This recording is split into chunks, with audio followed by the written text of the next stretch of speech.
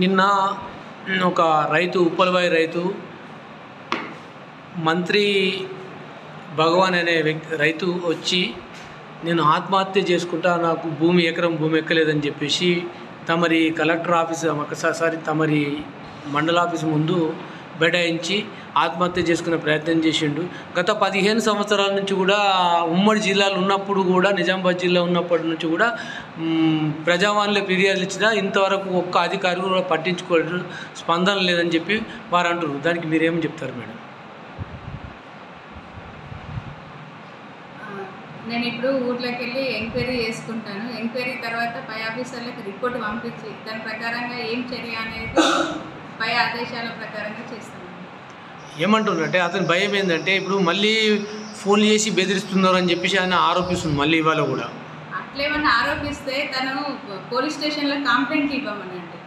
ఇంత గతంలో కూడా కొట్టిరు సార్ మేడం, కొట్టిరని కూడా చెప్పిండు. కొడితే కూడా పోలీస్ స్టేషన్ కంప్లైంట్ కూడా ఇచ్చిండు. ఇస్తే కూడా మళ్ళీ అదే విధంగా జరుగుతుంది చర్యలు. ఇటువంటి చర్యలు ఆయనకు థ్రెటనింగ్ ఉంది అని అంటే పోలీస్ వాళ్ళు కదా చర్య తీసుకోవాల్సింది. ల్యాండ్ పరంగా ఏది ఉంది అనేది నేను ఎంక్వైరీ చేసి రిపోర్ట్ పంపిస్తాను. Thank you madam. మీ పేరు మేడం? సువర్ణ. మంత్రి భగవాన్ సన్న ఉప్పలవాయి మొగలయ్య, మంత్రి మొగలయ్య ఉప్పలవాయి వాస్తవము.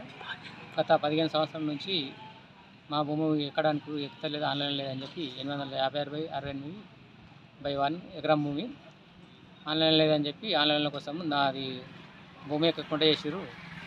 అయితే అప్పటి నుంచి ఇప్పటిదాకా నేను తిరిగిన ఊరు లేదు. మండలి నుంచి కలెక్టర్ ఆఫీసు, ఆర్డీఓ ఆఫీసు ఇట్లా తిరుగుతున్నా. అప్పుడు నగర మండలి నుంచి మొదలెట్టి తిరిగాయి.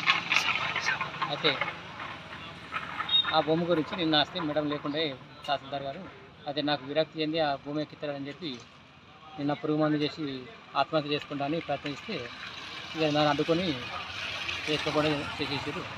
అయితే ఈరోజు కూడా మేడం వచ్చింది, ఈరోజు రమ్మంటే అయితే సార్ మేడం ఏం చేసినట్టే ఎంక్వైరీ చేసి నీ భూమి నీకు స్టడీ చేస్తా, ఎంక్వైరీ చేస్తా అని చెప్పి మేడం ఆమె ఇచ్చింది.